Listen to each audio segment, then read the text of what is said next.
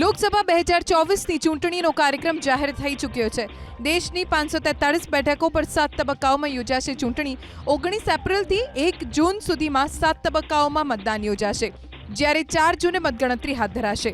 પ્રથમ તબક્કાનું મતદાન 19 એપ્રિલે થશે, બીજા તબક્કાનું મતદાન 26 એપ્રિલે થશે, ત્રીજા તબક્કાનું મતદાન 7 મેના રોજ થશે, ચોથા તબક્કાનું મતદાન 13 મેના રોજ થશે, પાંચમા તબક્કાનું મતદાન 20 મેના રોજ, છઠ્ઠા તબક્કાનું મતદાન 25 મે અને સાતમા તબક્કાનું મતદાન 1 જૂનના રોજ યોજાશે। 4 જૂને થશે મતગણતરી। 97 કરોડ મતદારો 10.5 લાખ મતદાન મથકો પર મતદાન કરશે। ચૂંટણીનો કાર્યક્રમ જાહેર થતાં દેશમાં આદર્શ આચાર સંહિતા લાગુ થઈ ચૂકી છે।